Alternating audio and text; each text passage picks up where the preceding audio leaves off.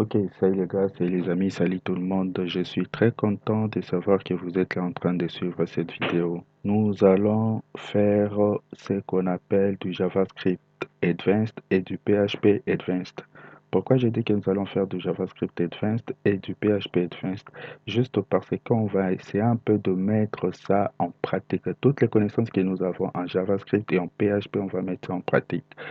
Dans cette vidéo, qu'est-ce que nous allons voir? Nous allons voir une librairie que j'ai créée, une petite librairie qui va nous aider à faire quoi?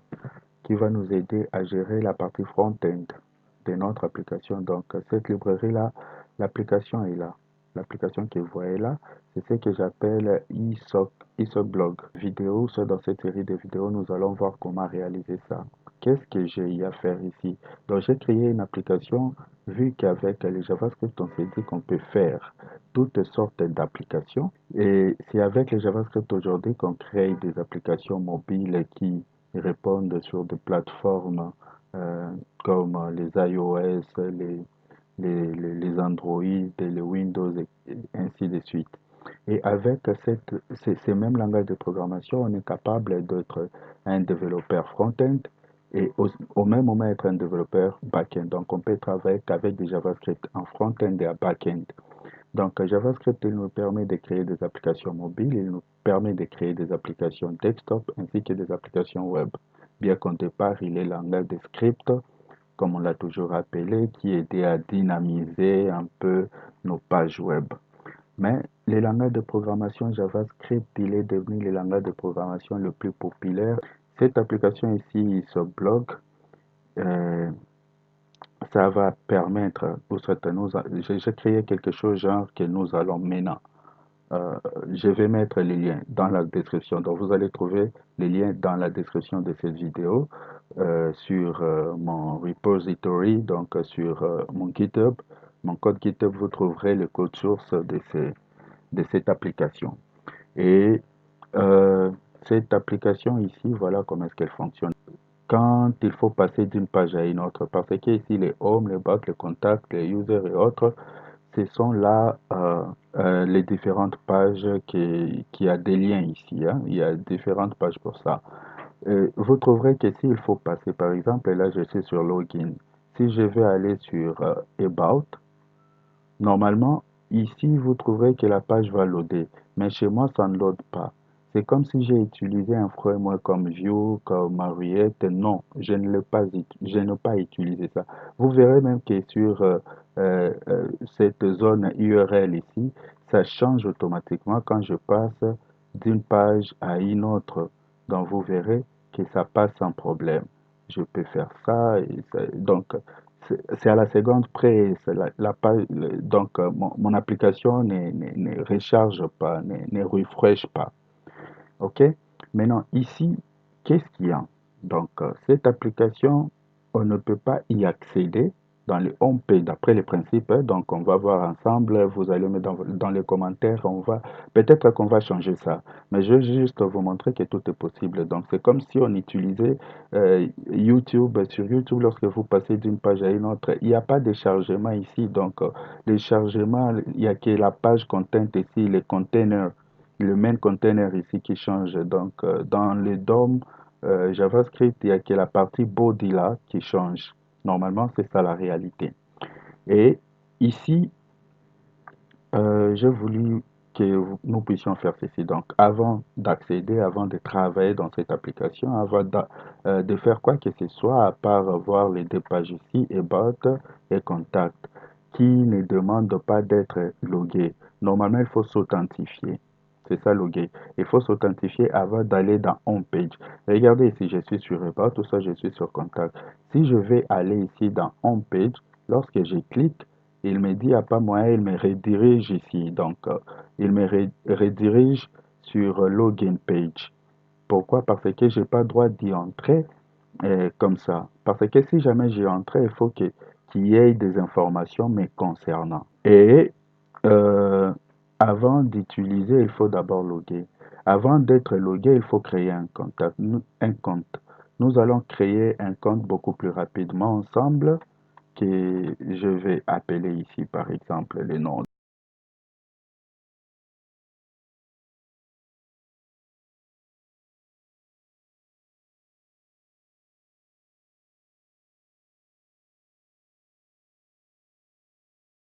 Regardez bien l'authentification ici. Dès que euh, j'enlève quelque chose, donc j'enlève un caractère ici, on me dit que les deux mots de passe ne concordent pas. Donc, c'est les quatre qui manquent. Si à la place de quatre, je mets autre chose, on me dira que non, non, ça ne concorde pas. Et je remets les quatre pour que ce soit. Et celui qui a été attentif, il verra que pendant que j'étais en train de loguer, si par exemple ici j'enlevais tout ça, qu'est-ce qu'on me dit? Les champs name ici, ou les champs nom complet requièrent. Ok. Il me faut, donc c'est pas suffisant le nombre de caractères. Il me faut mettre Obed par exemple ici, Chipamba.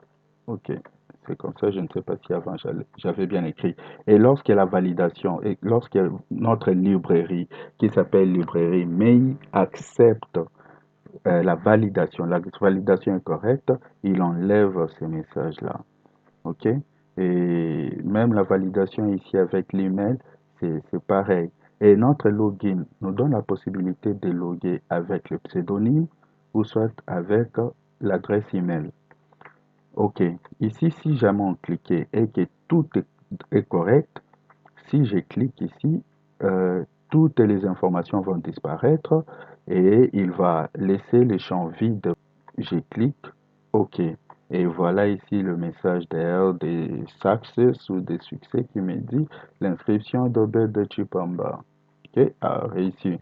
Et c'est un peu ça. Ah, supposons je vais mettre quelqu'un d'autre qui porte le même email. Parce que ici, il n'y a que l'email qui est défini comme unique. Or, j'ai dit, hein, précédemment, là, je viens de dire que non, on ne peut s'authentifier qu'avec le pseudo et l'email. J'avais mis email unique pour faire voir que il n'y a qu'une seule personne, une seule personne sur Terre qui peut porter ça et qui a le droit, parce qu'on ne peut pas avoir au moins que vous donniez votre mot de passe et vos authentifications à une autre personne, ou soit vos credentials, je ne sais pas comment les dire en français, donc l'email ou le pseudo et le mot de passe. Donc, le mot de passe reste un secret. Bon, regardez, nous allons mettre ensemble. Donc, on va configurer ça ensemble dans JavaScript, comment mettre ça, et on va mettre ça aussi en PHP. Donc, en JavaScript, on va voir comment mettre le pseudonyme soit unique, soit vraiment une partie, ou soit un champ plutôt unique. Ici, je peux mettre par exemple test. Ici, je mets encore test. Je viens ici, je prends n'importe. Mais je viens ici, je dis Obed. Par exemple, Obed. Wow, désolé. Obed. Ok. Je viens ici, je mets Obed, arobase gmail.com. Je viens là, je dis Cisco. Soit je peux me mettre, oui, je peux mettre Obed. 1, 2, 3, 4 avec deux majuscules. Ok, c'est ça. Donc, la validation avec l'email, il me demande d'avoir un caractère. Un caractère, ou soit une lettre majuscule et une lettre minuscule. Et avoir aussi du chiffre. Et quand je ne mets pas ça, ça ne sera pas valide. Et ici, je dois confirmer parce qu'on dit le mot de passe de confirmation fourni n'est pas valide. Donc, je vais dire Obed avec O majuscule. Je mets 1, 2, 3, 4. Good. Lorsque je clique inscription, ça ne passe pas. Pourquoi? Ici, on me dit que le champ email a une valeur qui existe déjà. Donc, il est allé checker dans la base de données pour voir qu'il y a quelqu'un qui porte le nom d'Obed. Nous allons checker ça. Ici, avec les lignes de commande, je viens là, j'ouvre ma console. Je préfère la console CMDR parce que là, elle me donne la possibilité de bien voir et de bien travailler. Donc, en lieu place de la console par défaut de Windows, c'est bien, mais je préfère celle-ci. Je vais taper MySQL et nous allons voir comment utiliser ça avec le temps. Donc, regardez seulement, je n'aime pas loader trop de pages, je préfère faire des choses comme ça. Et on me demande le mot de passe. Là, j'entre dans ma base de données. Donc, j'entre dans le logiciel qui m'aide à gérer mes différentes bases de données. Donc, j'utilise ici exemple avec la technologie MariaDB. Maintenant, ici, si je fais Show Databases, je sais le nom de ma base de données s'appelle May comme le nom de la librairie. Ici, vous verrez qu'il y a une base de données, May ici, MayDB. Et ici, qu'est-ce que je vais faire? Je vais utiliser ça. Je vais dire use MayDB. Point virgule, toujours quand vous travaillez en console. Et on me dit database changed. MayDB, ici il y avait none, maintenant il y a MayDB. Je vais dire show parce que dans une base de données, il y a des tables avec les langages comme MySQL. Ici, on me dit, ici je tape show tables. Donc pour me faire voir, pour qu'il m'affiche toutes les tables que j'ai déjà créées. J'appuie, on me dit qu'il n'y a qu'une seule table et la table que j'ai ici porte le nom de users, user. Et ici, je peux faire describe user, question de voir à quoi ressemble ma table.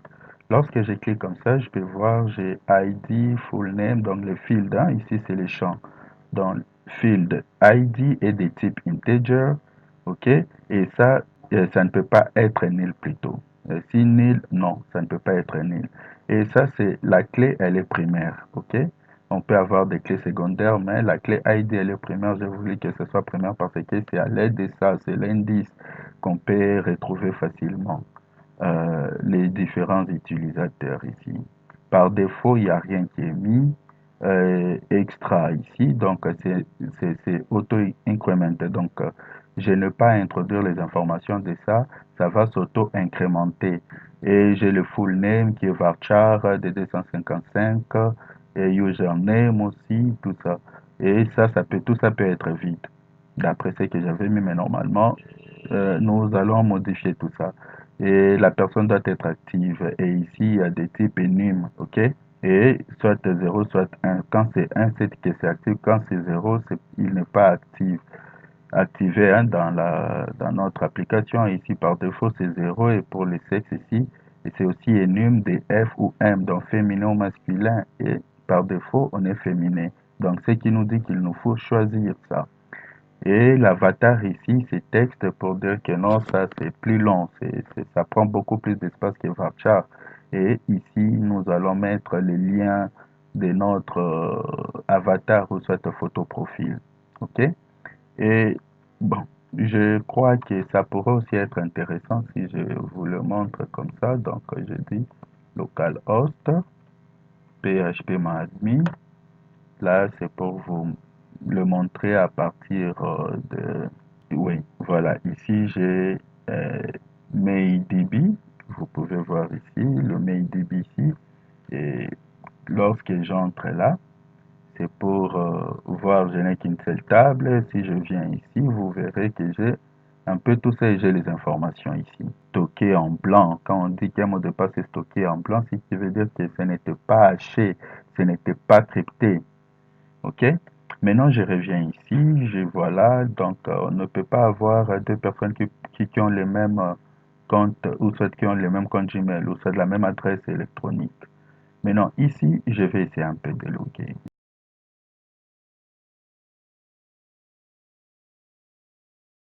Et je fais Enter. Et voilà, je suis là, je suis sur la page profil directement.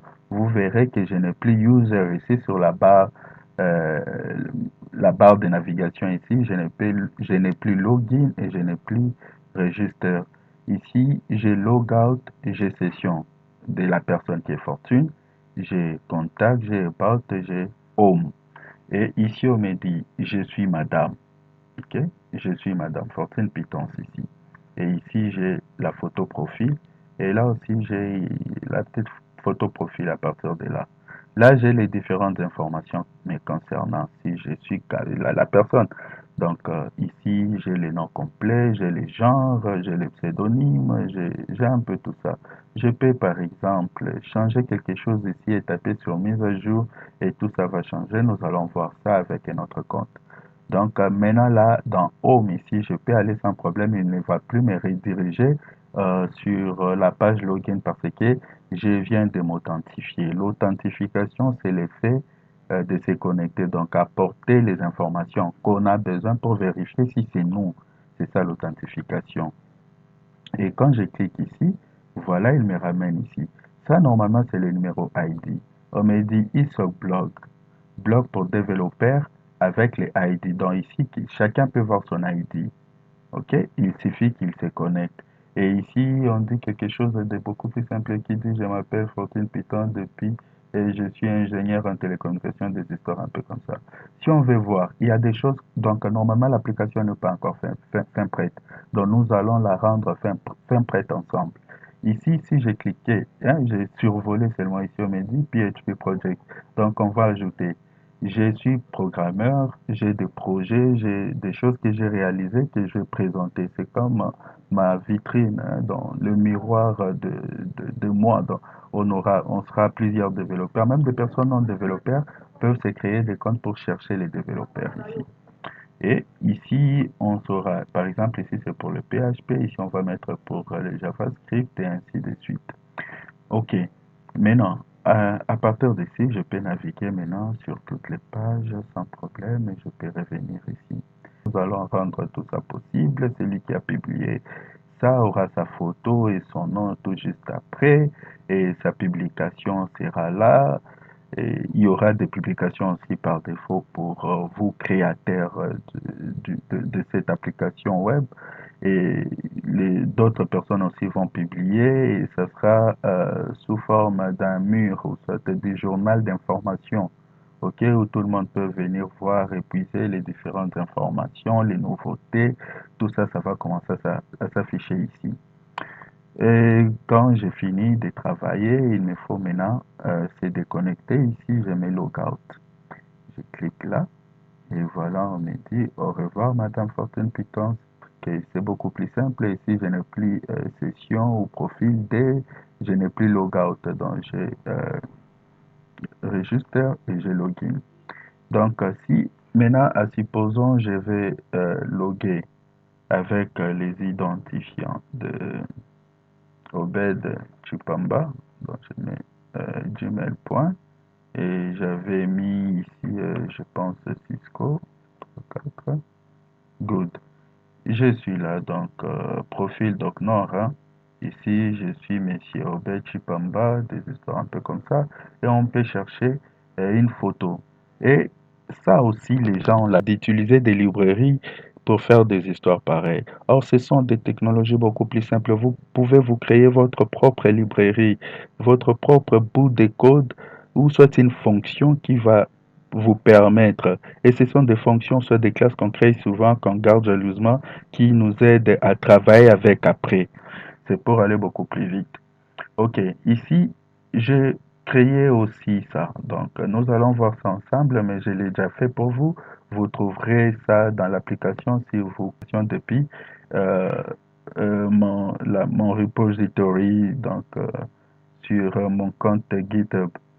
Le lien qui est dans la description de cette vidéo. Ici, si je clique, ça me donne la possibilité d'aller chercher ici tout ce dont j'ai besoin, les différentes images. Je peux prendre par exemple ça, donc il va mettre une photo avec sa femme. Je clique là et voyez comment est-ce que c'est cool les gars. La photo profil a été changée avec succès. Ici, automatiquement, j'ai une photo profil et ici aussi, j'ai une photo profil. Et regardez, dès que je pars sur Home, automatiquement, j'ai une photo profil. Mais quelque chose que j'avais oublié, et vous pouvez voir que l'autre, c'était 14 et ici, c'est 18. Donc, chacun son ID, son identifiant. Mais lorsque vous voulez voir la page profil d'une autre personne, ça ne va pas s'afficher parce que l'ID aussi, c'est quelque chose aussi un peu de sacré, d'important qu'on ne peut pas jouer avec. Ok, là, c'était juste pour des explications, soit pour des tests, c'est pourquoi j'avais mis ça comme ça. Et ici, on me dit, je m'appelle Obed Chipamba, je suis... Ces informations ici, chacun va mettre selon, son profil, comme il veut. Et le fond ici, vous pouvez vous dire, bon, je peux changer ça, j'aime pas ça, j'ai besoin euh, d'une autre couleur de fond ici, par exemple. Donc là, c'est juste pour vous montrer combien est-ce que JavaScript est puissant. J'ai mis cette possibilité en faisant comment? Il me suffit de survoler la photo profil et ça va changer ces fonds ici. Quand je survole, vous voyez, je survole, j'ai ça, je survole, j'ai ça. Par exemple. Donc, prenez la couleur de votre choix. Donc, il y en a plusieurs. Je vais vous montrer comment est-ce que j'ai fait ça. Et vous allez y ajouter et faire ça un peu à votre manière. Donc, on peut par exemple laisser cette couleur verte là. OK. Donc, ça, nous allons créer ensemble. OK? Nous allons créer cette application ensemble. Nous allons maintenant finir la page About, la page Contact, même la page ici. Il nous faut ajouter description, il nous faut mettre comment changer le mot de passe, il faut enlever ça ici, il faut qu'il y ait une page à part. Et il faut qu'ici, qu'il y ait aussi d'autres informations, d'autres possibilités, là où il peut mettre ses publications, et après que les publications en question puissent s'afficher ici. Par exemple, ici, j'ai home page, j'ai même contact ici, donc je vais voir contact. Pour contacter Obed Chipamba, là c'est le contact Obed Chipamba, donc lui, donc là c'est pour voir uniquement sur la personne, si vous voulez voir, soit pour vous-même, vous voulez voir qu'est-ce que vous avez mis, comment modifier tout ça, parce que ça dépend de vous-même.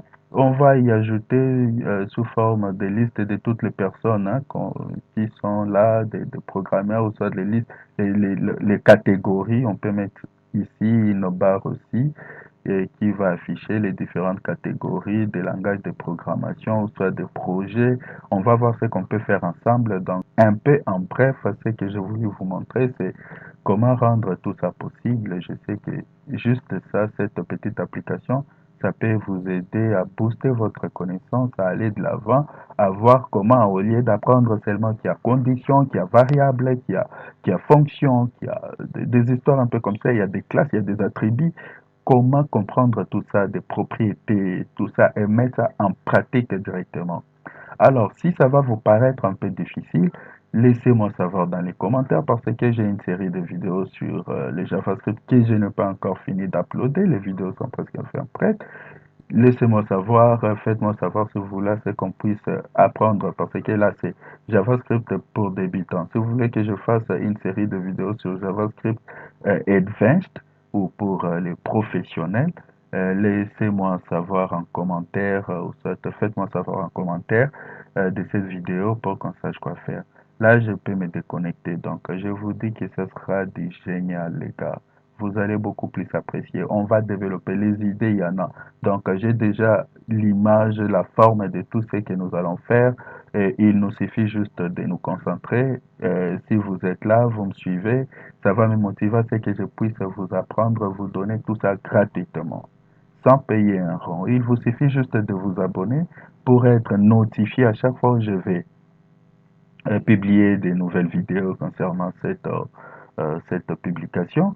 Faites-le moi savoir par vos commentaires et nous allons vraiment travailler ensemble.